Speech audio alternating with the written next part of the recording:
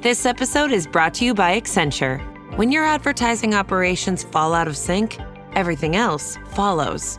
Spotify and Accenture are working together to reinvent the rhythm of ad sales, using automation, analytics, and smarter workflows to simplify campaign delivery and access better data across the business. The result? Less time spent on operations, more time connecting brands with the moments and fandoms that matter most. Learn more at accenture.com/Spotify. When you need to build up your team to handle the growing chaos at work, use Indeed Sponsored Jobs. It gives your job post the boost it needs to be seen and helps reach people with the right skills, certifications, and more. Spend less time searching and more time actually interviewing candidates who check all your boxes. Listeners of this show will get a $75 sponsored job credit at Indeed.com/podcast. That's Indeed.com/podcast. Terms and conditions apply. Need a hiring hero? This is a job for Indeed Sponsored Jobs. Welcome to the Final Fantasy Lorecast, where we take a deep dive into the lore of the Final Fantasy universe, such as the characters, stories, and so much more. Hosted by Ben of Temeria and Steve-O. Welcome back, Warriors of Light, to another episode of the Final Fantasy Lorecast. I'm one of your hosts, Brandon, or also known as Ben of Temeria, and always with me is my good friend, Steven. Yo! And we took a week off because holidays, but we are back, finally talking about part 2 of this beloved character from our favorite game, Final Fantasy, well, my favorite game, Final Fantasy 14. Don't put that evil on me. This Okay. is my favorite character. My favorite character from your favorite game. There we go. Yeah. There we go. Yes. So obviously the last time we talked about Emmett was everything in 1.0 and prior to that. What is 1.0? Yeah, I don't know what that is. What is this? What was that? Can I tell you real quick before we get started? I actually saw an update from 11 today. It was like, oh, the December updates. I was like, what? There's updates? Yeah, they still and I update swear, the I server. thought it was 14 when I was first looking at it. Like they've been keeping up on it. You could tell it's like it looks a little dated, but still kind of impressive. Oh yeah, no, people still play it to this day. I've had people come into my store. Yeah, I play 11. I like it more than 14. That's insane. Okay, that's okay. insane. I never thought that I would hear that, but cool. Yeah. But getting into Emmett's story is base game Realm Reborn. So, 5 years after the Calamity, meaning Bahamut literally nuking everyone, because that was the Calamity for you. God, that we really was just amazing. nuked one guy, like one important guy. Everybody else gets to survive. Yeah, true. I mean, he did just make a gigantic crater in the chateau, and it's obliterated to hell, so... Yeah, okay, fair. He wiped out a bunch of nameless henchmen, but... And you find out Bahamut is way bigger than any other freaking primal in the game. He's gotten a very annoying raid. The Binding of Coil, yeah. Oh. So, Emet-Selch allowed Solus' corporeal form to die of an old age of 88 without naming a successor. Solus being the body he was inhabiting. News of the Emperor's failing health incited political strife within the Empire over who would succeed him, leading to the official abandonment of the unified effort to conquer Eorzea, with only Gaius and his legion attempting to conquer the realm on their own. So, obviously this is the main story that you're going through when you come up against the Imperium, or the Empire. Is just Gaius and the 14th Legion. That's it. Pretty sweet looking, I guess outfits. I guess is for lack armor? of a better word. Their armor, yeah. We'll go with armor. I literally, the first time I saw them, I was like, "Oh my god, these are the judges from 12. This is awesome!" And then they have like way updated. Like they've got like the Machina or Magitech, however you want to, whichever game you're referring to. Yeah, Magitech stuff infused like in their armor. It's pretty awesome. Yeah, it's cool. And like I liked playing through because you come across the Empire towards the later half of the base game, and the Gaius's right hand, his direct subordinates, they are so individually unique to one another. Yeah. And specifically their armor, which is awesome. I can't remember, you fight this one big dude and he has 2 gigantic shield arms that have essentially pile drivers in them. Yeah. They all. He's also a pain in the butt. Except for one you see again. Oh, yeah. That's true. You don't see the one, whoever her name is, I don't remember her name, but she's got the blasters on the underside of her wrist. Yeah, and she was dripped in white armor. That one. Yeah. But so as Gaius was no longer present to oppose any challengers, a civil war broke out in Galamond over the succession to the throne. The conflict was resolved with Solus's grandson Varus, the child of Solus's dead son Lucius, named emperor. Varus subsequently learned the truth of his grandfather's possession by Emet-Selch while commissioning the use of Allagan technology to create clones of Solus. Pretty great scene. Yeah, no, that when you first see the fact that you kill him and or someone kills him, he dies and then literally just comes back. Yeah. And then you find out, he has an entire factory worth of bodies to possess. Yeah. Yeah, it's insane. So now getting into Final Fantasy XIV Stormblood. So this is the second expansion. Second expansion, because Heaven's Ward's the first, but nothing. He doesn't do anything in Heaven's Ward. That is it Elibius? Is he the one in Heaven's Ward? I want to say it is. I want to say that's right. I don't remember. I haven't played. It's one of them. We all know it's not. Oh God! I thought Elidibus was in ARR. Well, he is. He shows up in ARR, but I'm pretty sure he has something to do in. You're right, because La Habrea is gone. Yeah, he's the big in ARR. Yeah. Elidibus, third expansion. Wait, what?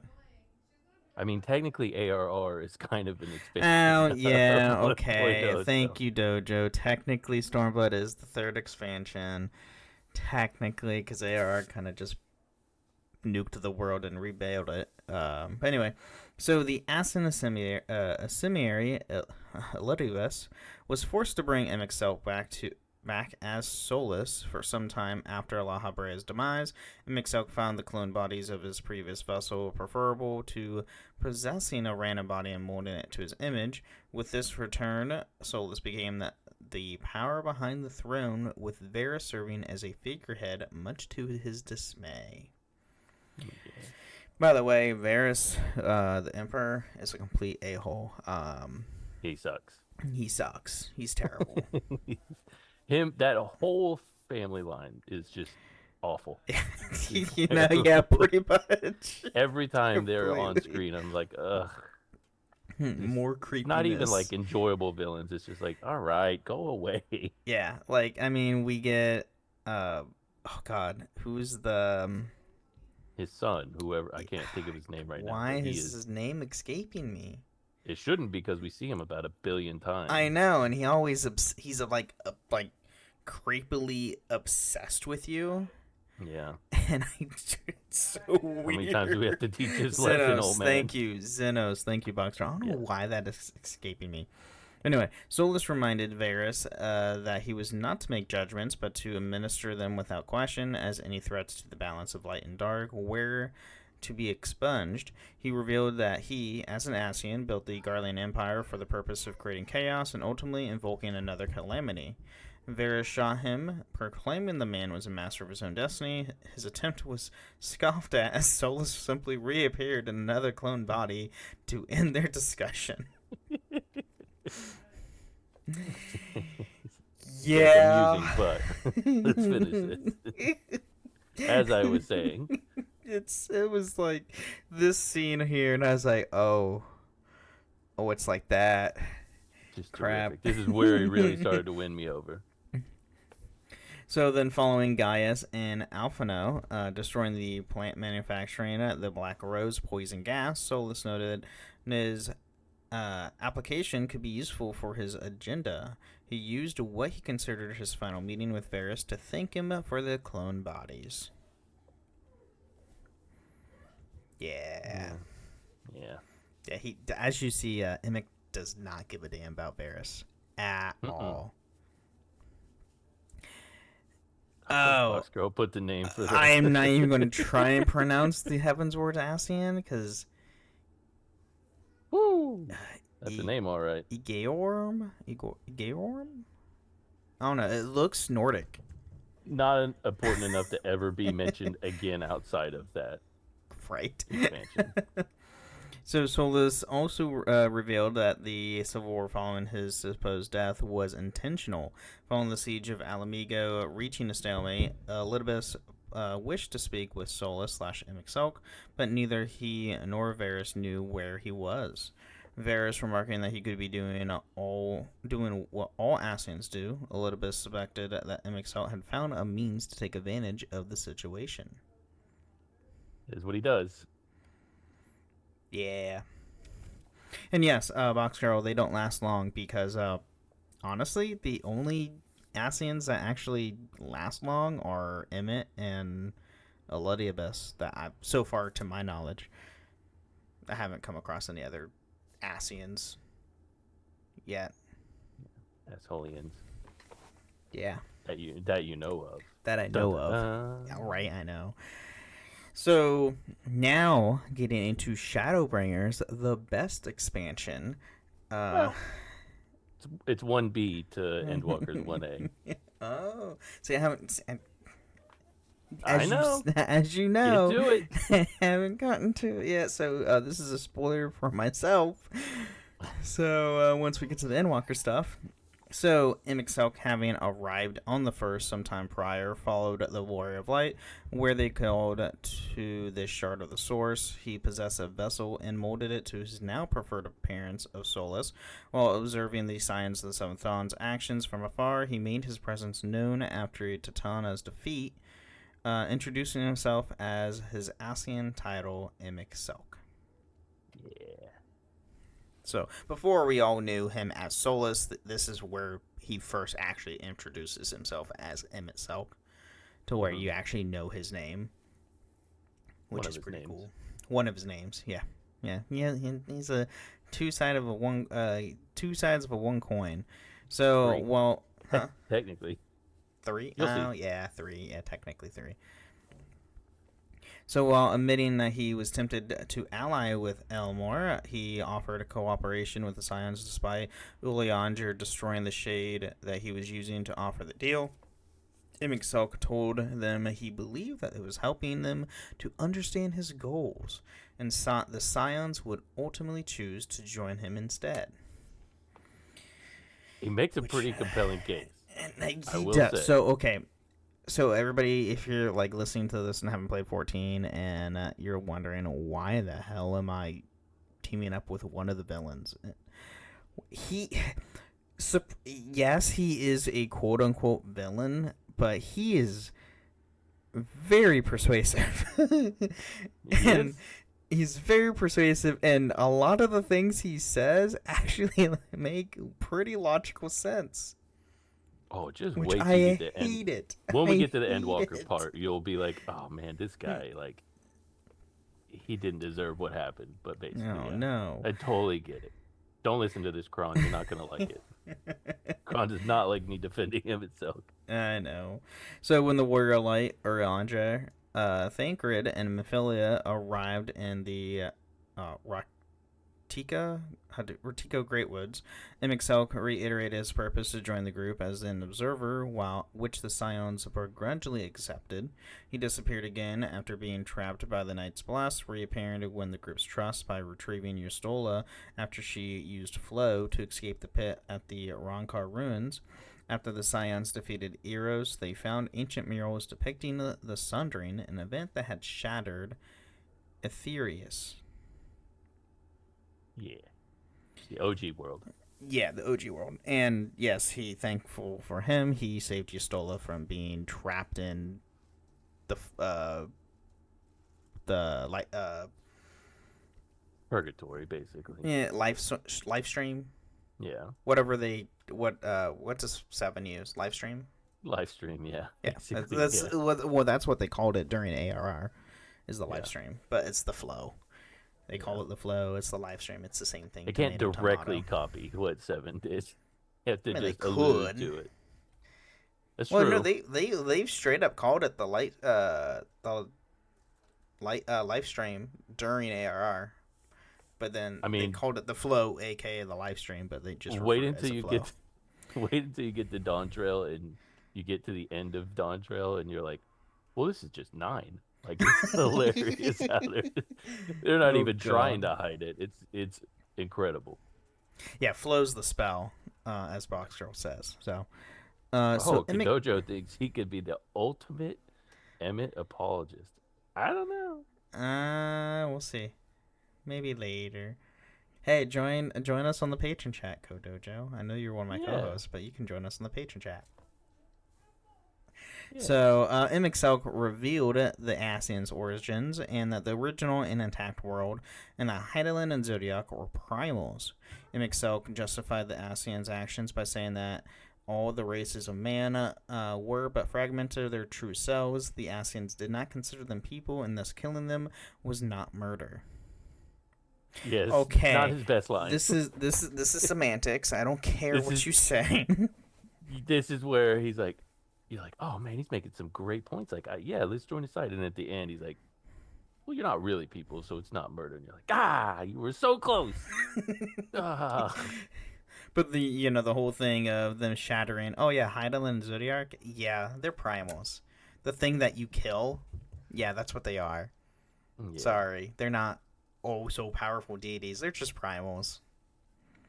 Yeah, I mean, it depends on how you look at it, because they are deities. The Beastmen are like that's true. Yeah, because the Beastmen look at the other ones as gods, so it's like, oh, this is how our humans look at it.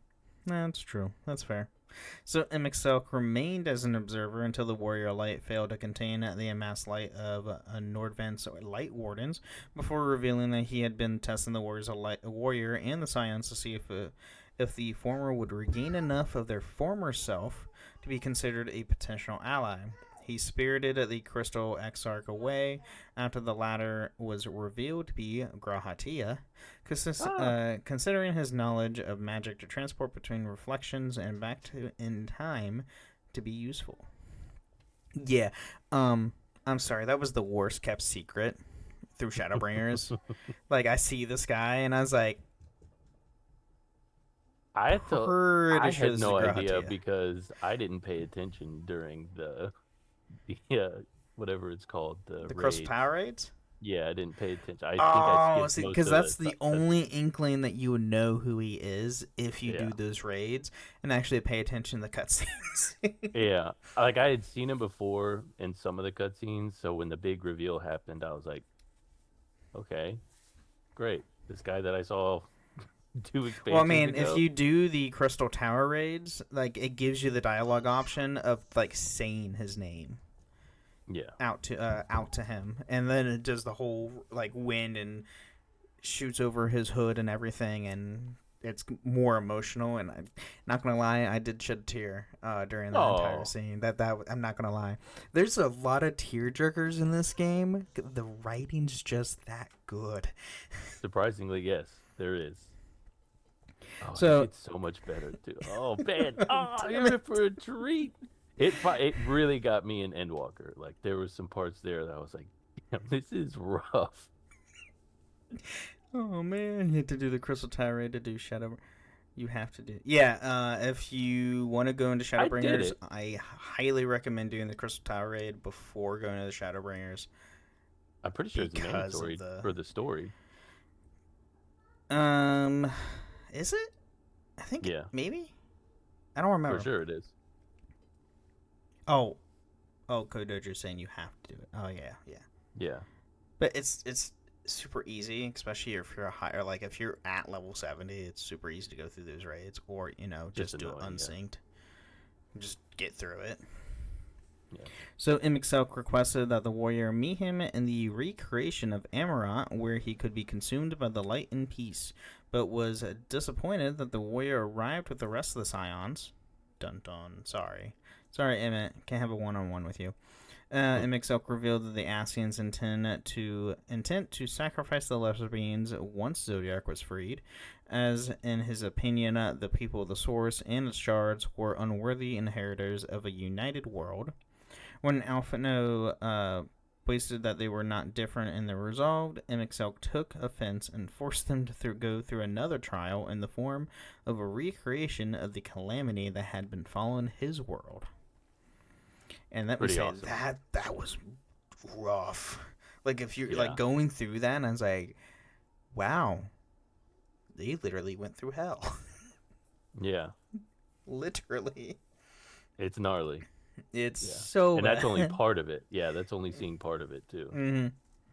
So despite the Scions fighting their way through the monsters of the final days to reach him, Emet-Selch remained unconvinced in their worthiness and easily defeated them while gloating that the light would consume the warrior.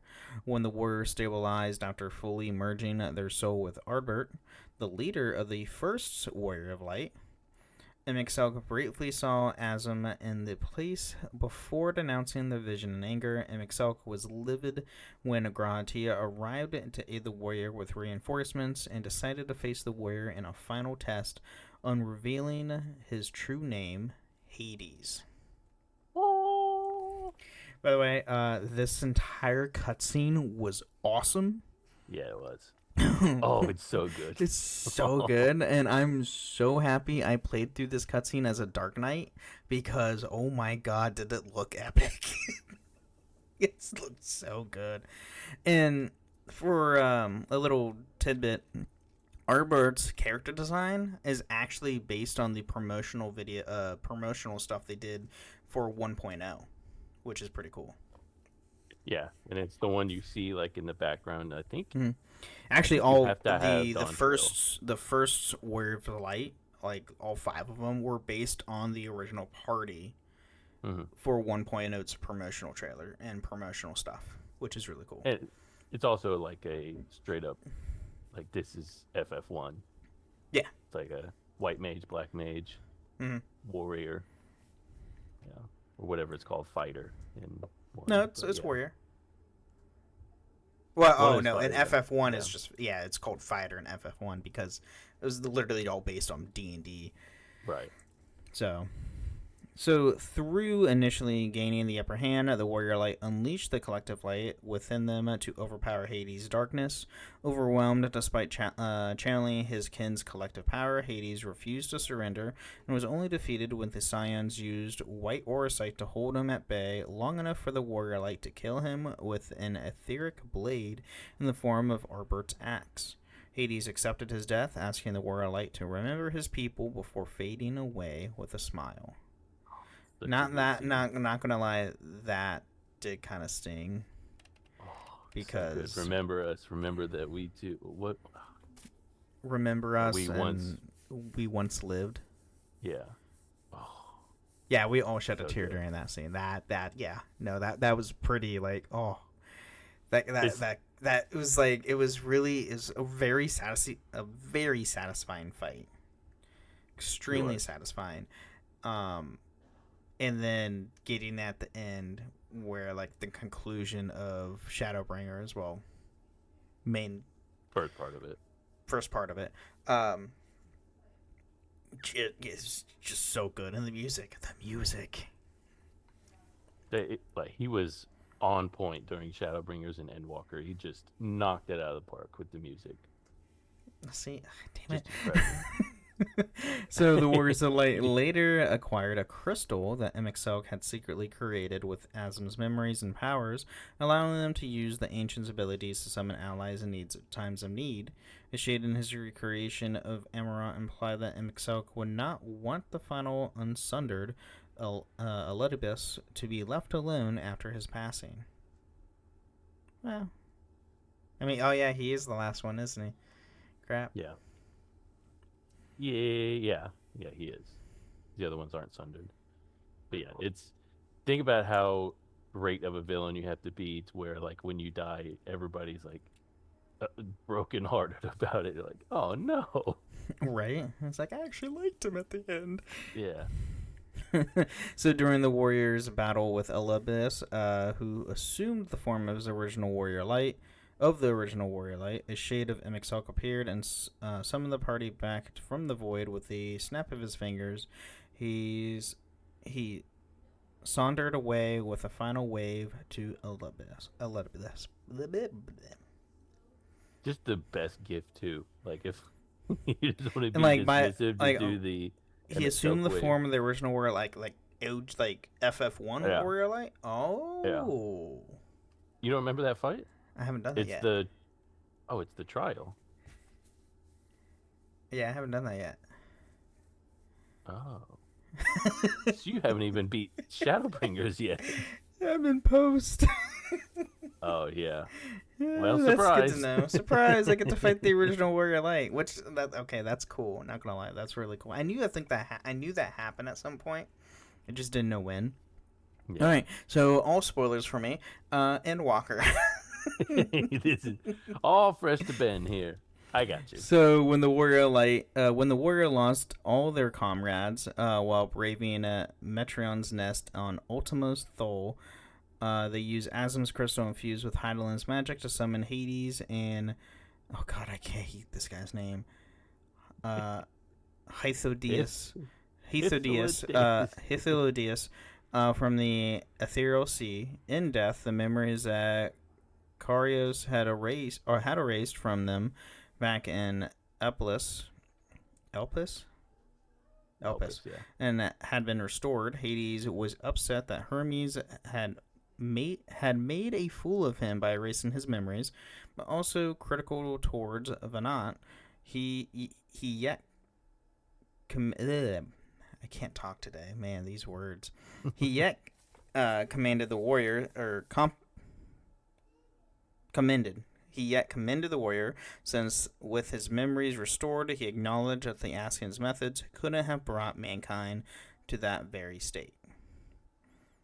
Oh, see? Okay, he gets foresight, and I was like, oh shit, what we did is... that was wrong. Oh, yeah, he knows. We effed up.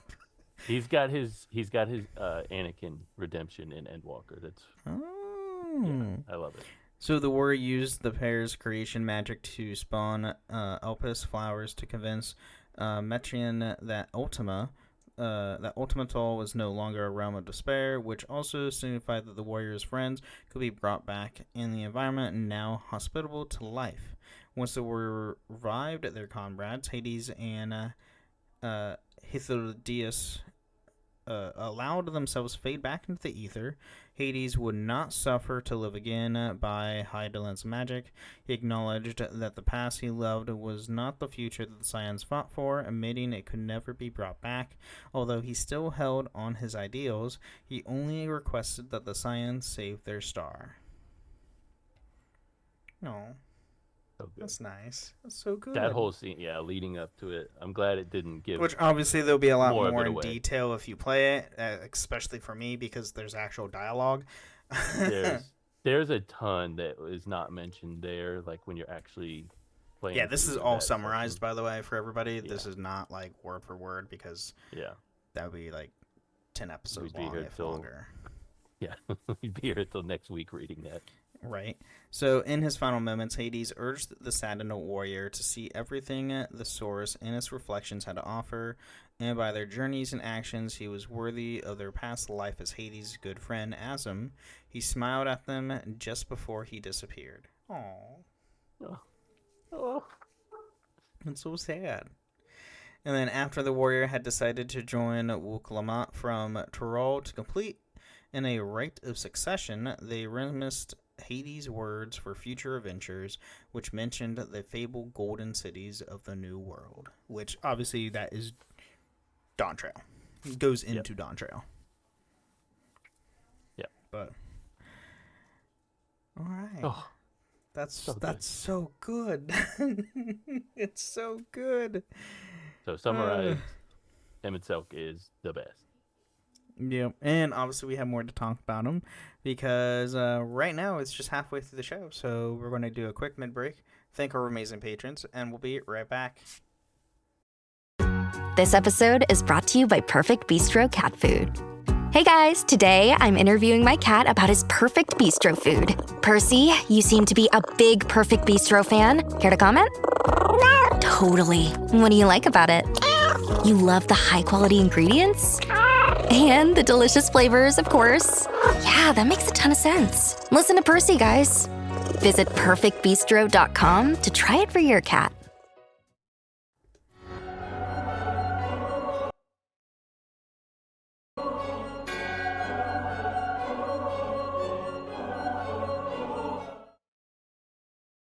All right, welcome to the middle of the show. We're talking about everything with the podcast. Has nothing to do with the lore of Final Fantasy.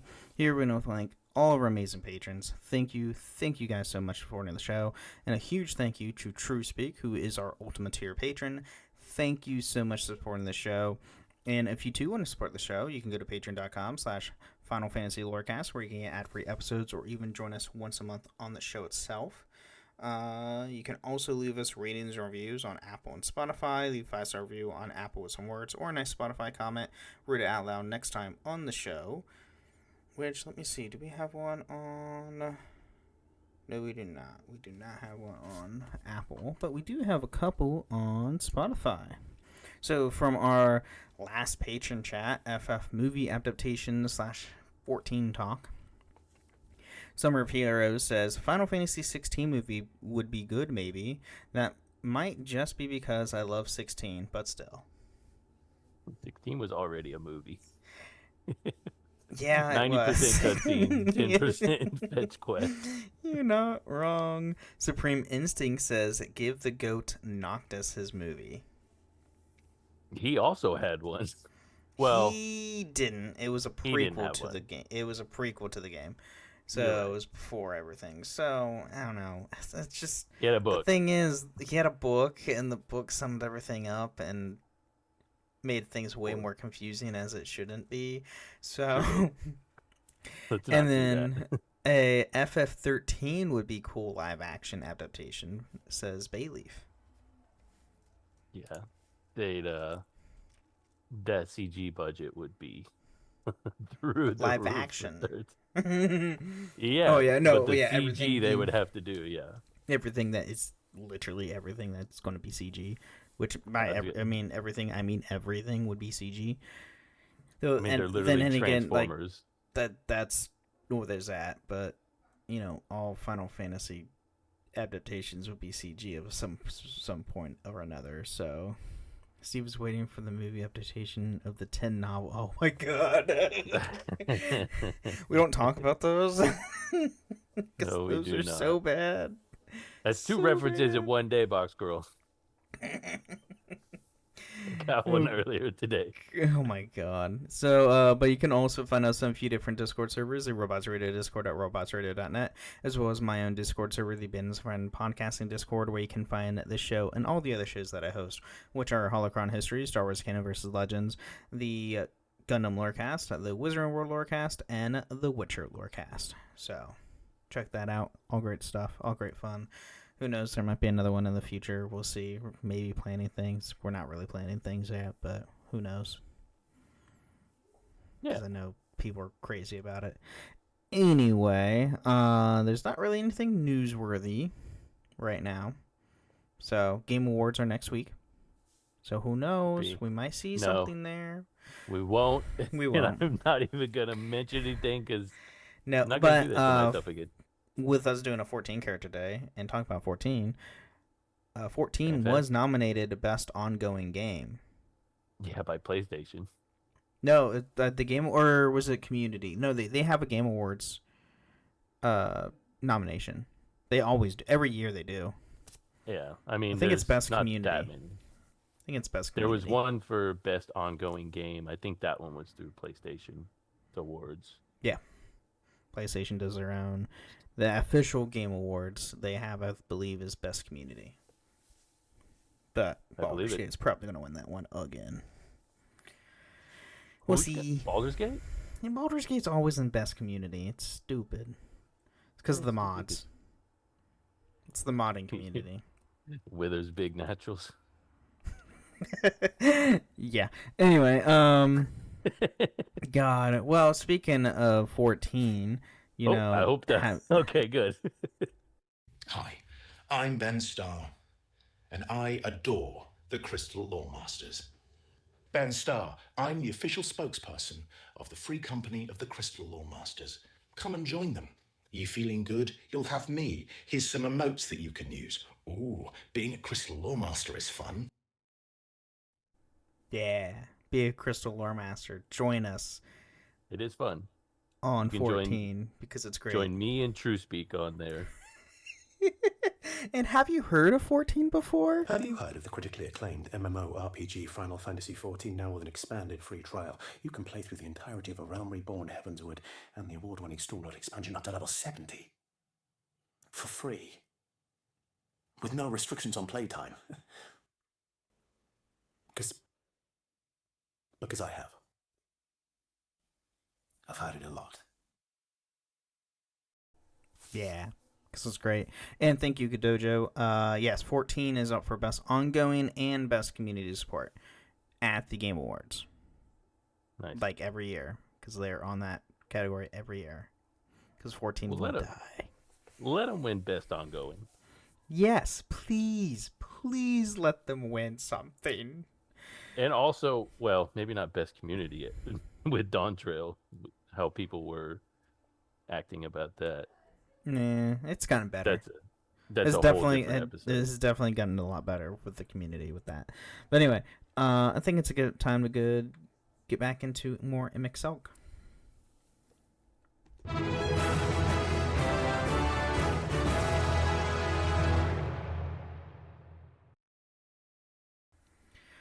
All right.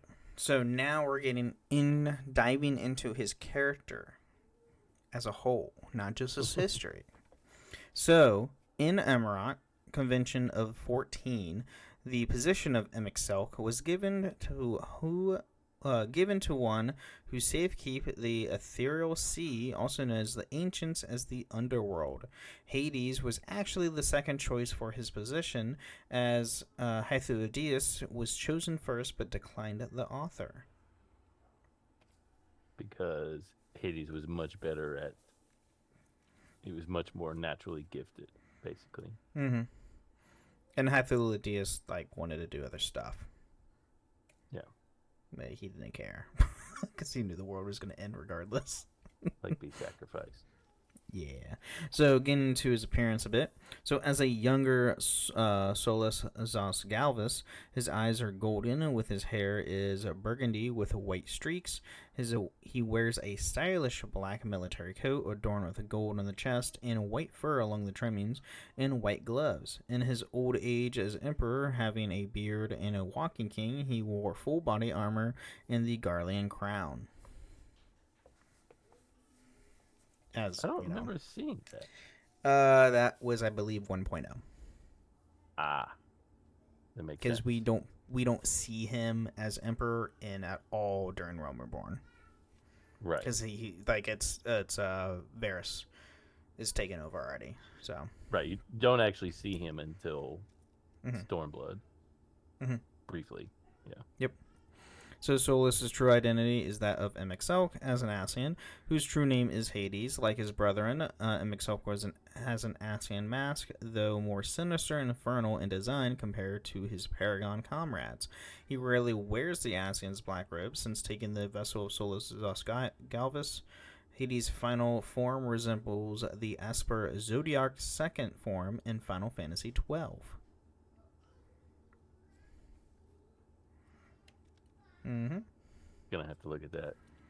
The Zodiac in 12. Yeah, no, if you look at the picture, that's exactly what Hades is in 14. Okay. So. Yeah, I haven't played that in so long that I don't remember. And you might hear, Zodiac again? Yes, Zodiac not only is the primal of the Ascians, He's in a lot. but was also an Esper in 12.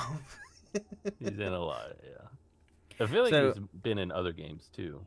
I believe, yes. Yes, I want to say yes. Can't remember which ones right now. I think he's a summon in 6? Maybe. Let me see here. Trying to see if I can find his thing. Nope, it's just specifically. So far, it's just 12. So I could be wrong. Anyway, in his Tales of the Shadows side story, Emet-Selch's original form was typical of an ancient, a tall humanoid with white hair and gray robes. In Endwalker, his true ancient form is shown in full, appearing vitally identical to his identity as Solus. He has vibrant yellow eyes, medium-length white hair, and his mask sits on his gray robe while not worn over his face.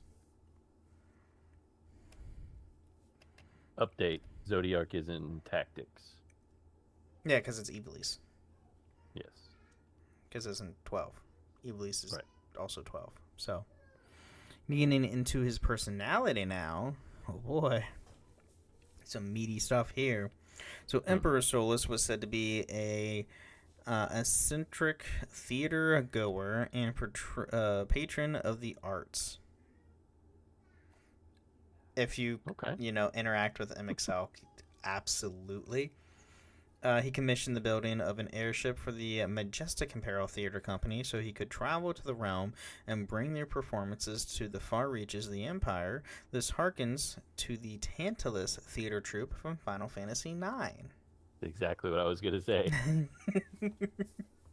That's exactly where they pulled that from, which is cool. I think this is the... Is this the Rabanastre plotline?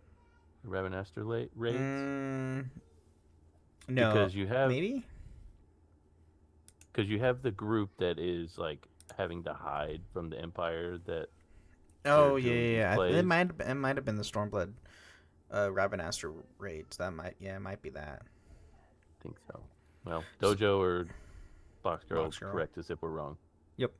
So he continued use of the theatrical metaphors upon being summoned in Ultima Thule, indicates either that Emet-Selch enjoyed a performance arts previous in his time as Solus, if not before the final days, or has at least maintained his former life enjoyment of them.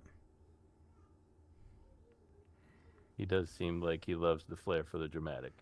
Oh, really? His wave alone. His wave alone is dramatic. Oh, just an incredible wave.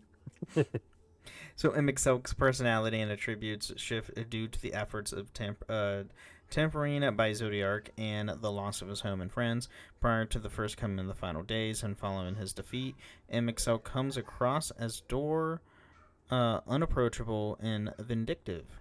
He showed a penchant for the latter, even if for his friends, such as when he expressed annoyance at Hythodius' disturbing him to offer congratulations on his elevation to the Council of 14, and how he made jabbing quibs about Azim and their political or potential for mischief.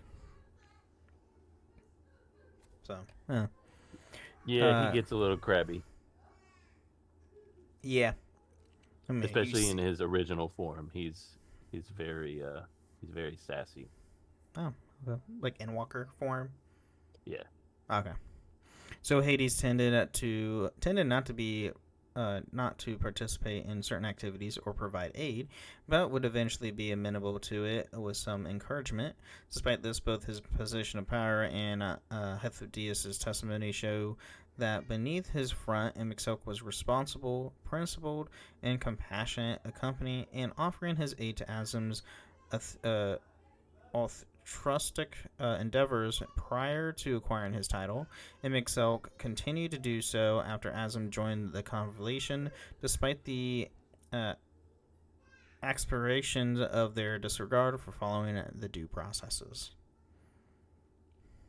So they don't like to follow rules. No, they really don't.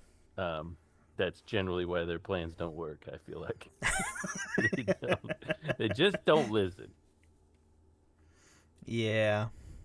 So, following the Sundering, as Solus, Emet-Selch is more eccentric and talkative than his average Ascian, being unpredictable and condescending towards his allies. His eccentricities often leave those around him exasperated or enraged. He remained convinced of the importance of balance between light and dark and considers the original form of man the definition of perfection, while viewing the broken races more mere parodies of his kin, to the point he does not consider their deaths murder. The one tough part is that he's like, yeah, but if you think about it, like, I'm not defending this, but somewhat, like, he did watch all, like, half, well, I'd say all, honestly, all but like 5 of his friends all just get wiped out for something that ended up failing. They just True. sacrificed themselves for nothing. And yeah, I like, and it ultimately what became of it was these people that are now trying to stop him. So it's understandable that he would be like, yeah, I really don't like these people. So if I kill him, it's kind of like us as the character just wiping out just Everything we see. yeah, basically everything we see. We don't think about it. Oh, that's an but enemy. I can kill it. yeah, exactly. Like, how many of the Beastmen tribes does the Warrior of Light, your character, kill? Wipe Like, out. Yeah. yeah, just A lot. destroyed. You don't think twice about it. So, I mean, No. if you think about it, that's probably how he sees the now humans. Mm-hmm. So he's like, yeah, what do I care? I'm just gonna kill these people. Why are they making such a big fuss about it? Right. So he extends this concept to his mortal grandson, Varys, having no interest in the Empire outside his intended purpose of spreading chaos. His resentment towards Varys also stems from the latter's resemblance to his firstborn son, whose death served as a final reminder of mortal imperfection in Emet-Selch's eyes. However, he does show interest in certain mortals who underwent the Umbral Calamity numerous times on the Source. And thus, closer to completion, he believes that those of the Source are superior to the halflings of the other shards. Well, that's nice, at least. I guess. Oh At least no. the world that your character is on is at least a little bit closer. Right.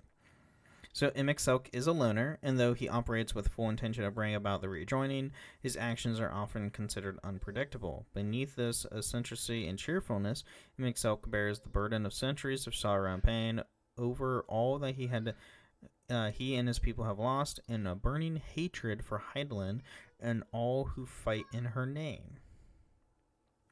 Which is partially because of spoiler alert, they're the ones that summoned her. Yeah. Sort of. No, they did. They sacrificed half their people to summon Zodiark, and then they summoned another half of their people to summon Hydaelyn to counteract Zodiark. There's more to it than that, and I won't tell you, but yeah. Damn it. Okay, more Endwalker crap. Man. All right. So in contrast to his medical scheming of La Habrea and the cold rationality of Elibius, Emet-Selch is the only member of the Unsundered to retain his sense of self over the ages of expresses deep melancholy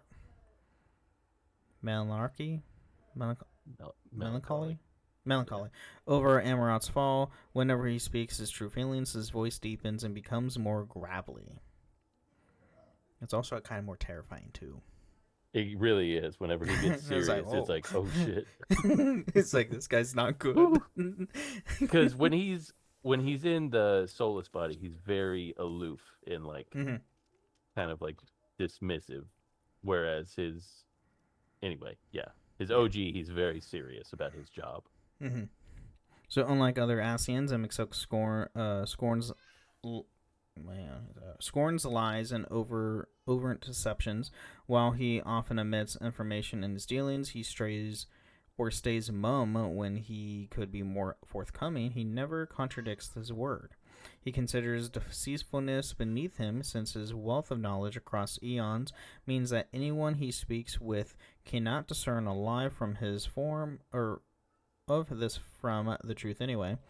This trait may allude to the title of Final Fantasy XII, Scions of Light, of the same name, Angel of Truth.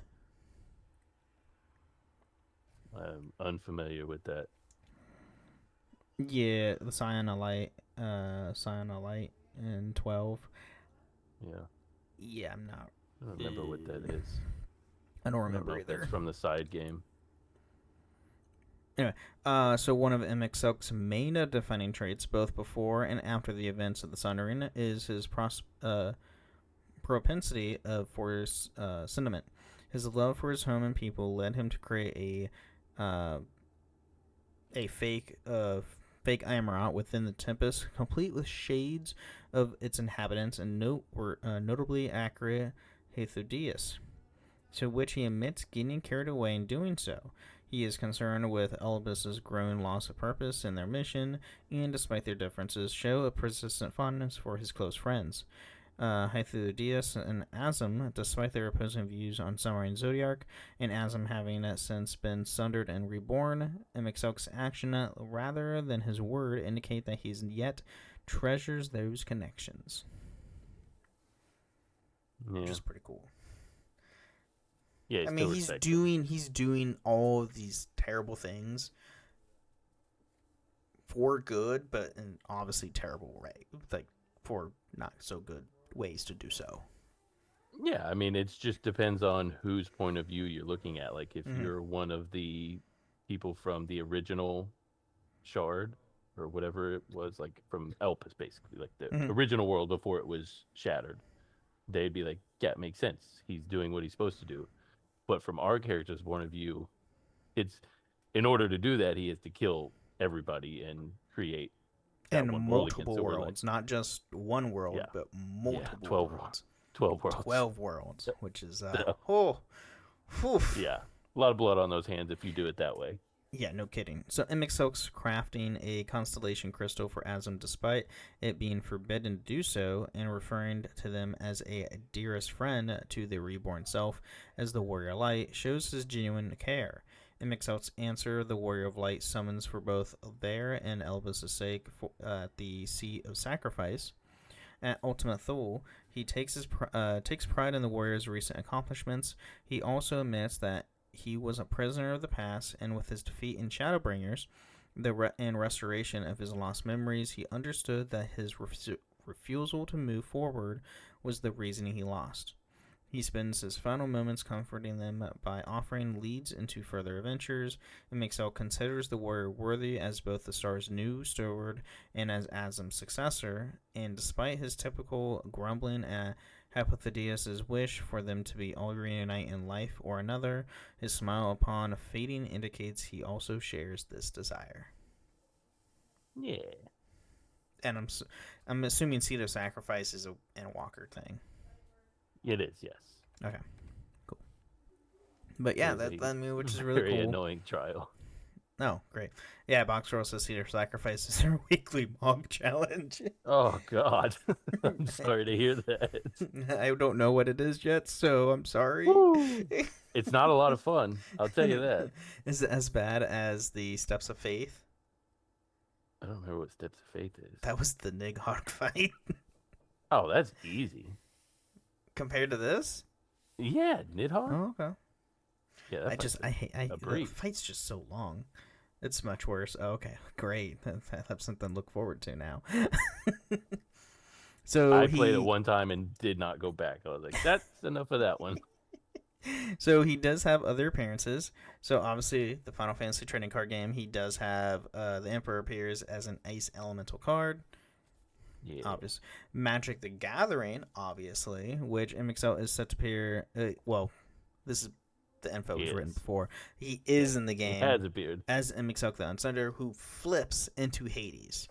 He's a flip card. Oh, nice. Which I have, which is awesome. That's cool. How does that work? Just one on one side and one on the other? Yeah. Mm-hmm. Oh, okay. Yeah, with the flip cards, it's literally just one side's Emmett, and then when you use him, it flips into his other.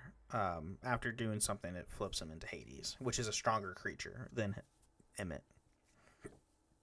Yeah. So, And then he does appear in Near Reincarnation. Emet-Selch was featured in the Record of Vestiges of Paradise crossover event, released as part of the collaboration with Final Fantasy XIV in May 2022. The story was written by Nasako Ishikawa exclusively for the Near Reincarnation and recounts the ancient world and the Sundering from Emet-Selch's perspective. Hades was the boss fight for the event. Oh, that sounds awesome. And this is when, so 2022 is when, was that when when did Shadowbringers drop? At least 6 years ago, 7 years ago, probably now. Since they're all, 3 years apart? Not all of them. Some of them were only, let's see, release date. Oh, it's 2019. Okay, so this is after Shadowbringers. Okay. I didn't know if this was during the time when they did the near raids in Shadowbringers, or if it was after. Because a lot of times when they do crossover stuff is around the same time when they drop the expansion, or when they drop the raids. Yeah, I don't think I've played those raids. What are they called? Oh, God. Box Girl, help me out. I done them. They're the Alliance raids for Shadowbringers. Oh, is that the Eden ones? No. Eden is the standard raids. The near raids, or the near Automata raids, are the Alliance raids, because there's only like 3.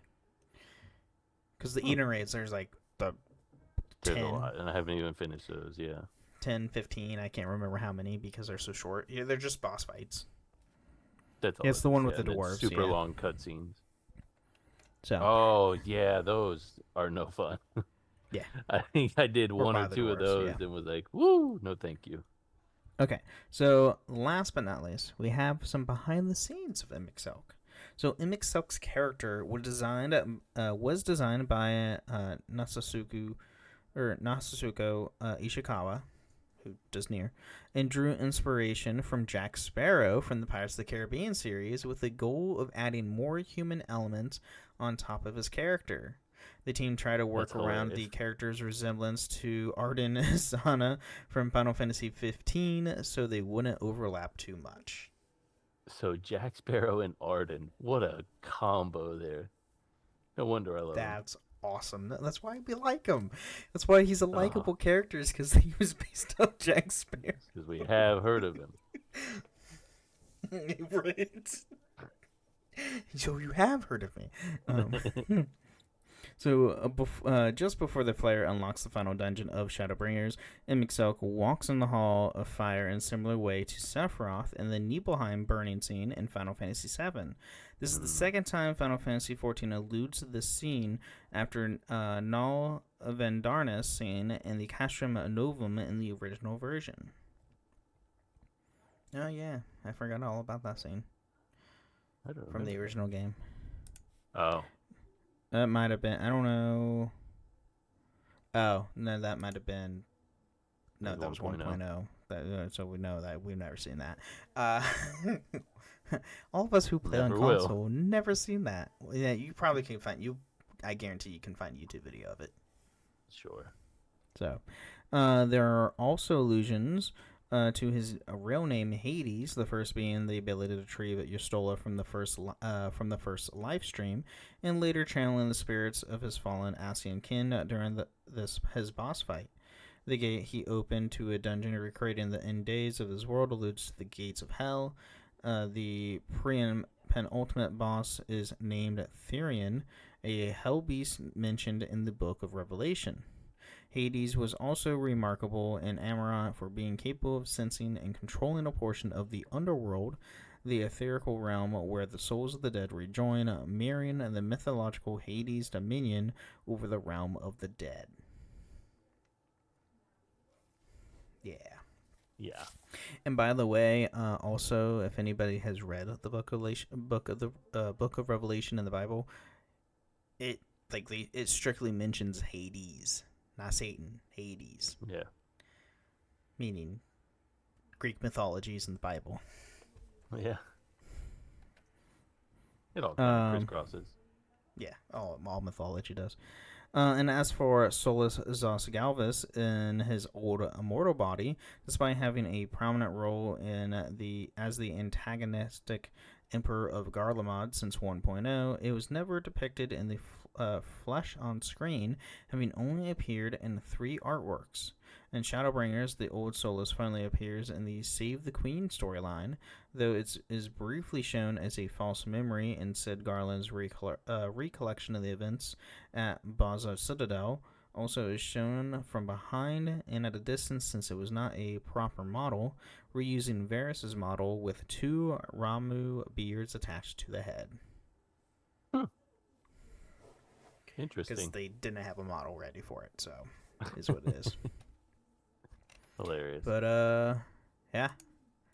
That's part 2 of Emet-Selch, and the last part of Emet-Selch. What an episode. So good of a villain. And such a likable villain. Who makes sense. The best. I mean, this is why when we did our villain episode, our patron chat, I made the case for him. Like, he's got to be in there because he's such a good villain. Like, there's different types. Like, there's the super crazy like Kefka, and then there's the super charismatic like Arden or Emet-Selch. Mm-hmm. Where you're like, I get it, but like, you still can't do what you're doing, but I get it. Right? It's like, I kind of sympathize with you, but you're going a wrong way about it, dude. Yeah. I'm sorry, killing millions upon billions across multiple worlds? No, we can't do this. Sorry, dude. No, we can't do this. Maybe if you don't mention that you don't feel like they're people, that you don't consider it murder. It's a good start. If you didn't say that one line, I might have backed you. You had us. We were this close. Could have been like, and then you said that, and I was like, no, sorry. You are a bad guy. But yeah, it's awesome. Any final thoughts, Steven? I'm just excited for you to get to Endwalker because I want to go over like specifics that happen in Endwalker with scenes involving him. Like, there's so good. That's so fair. Good. So if you haven't, like, if this episode, these past 2, have got your interest, like, go play through Endwalker because that's where you're play through 14. Well, yeah, just go play through do 14. That for sure. But definitely don't stop before you get to Endwalker because Endwalker is just chef's kiss. Don't do what I did. Don't do what Ben did. Too many gaming, too much stuff comes out, so it is what it is. But hey, before we end the show, as we're live streaming, I never had a single disconnect. There was one. Was there one? There was one. Oh, I didn't see. I didn't catch it. I saw one. Just one though. Ben, you had no right to say go play 14 when you. Hey, shut up, Dojo. And I can say that because he's my co-host on Star Wars. I had one, but just one. Hey, one instead of like 20. One so is much better. Just an enormous improvement. Yes. Over every 2 minutes. Yep. But anyway, everybody, thank you again for listening to the Final Fantasy Lorecast, and may the crystals guide you.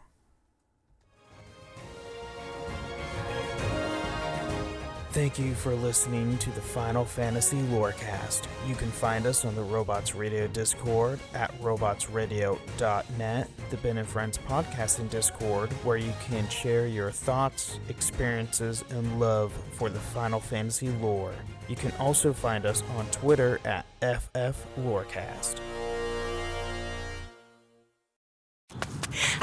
Ouch! This knee is killing me, but I can't stop training. The marathon is in 2 weeks. Let's get on ZocDoc and find a doctor to take a look at that for you. Okay. Here's a review. Dr. Craddock really takes his time. No, I don't have time. What about Dr. Charles? His patients say he can help find a quick fix, and he's in network. Great, now we're talking. Book it. Booked. 1 mile down, 19 to go. Bring it on. You've got options. Download the ZocDoc app today. Hi, Ryan Reynolds here for Mint Mobile. Are you looking for a beach read this summer? May I suggest your big wireless bill? It's got suspense, mystery, a slightly flat emotional arc, and a shocking twist where you realize you've been overpaying the entire time. Fortunately, though, Mint's story is better. Every plan, $15 a month, even unlimited. That's it. Happy ending, 0 tears. Give it a try at mintmobile.com/switch. Upfront payment of $45 for 3 months, $90 for 6 months, or $180 for 12-month plan required. $15 per month equivalent. Taxes and fees extra. Initial plan term only. Greater than 50 gigabytes may slow when network is busy. See terms.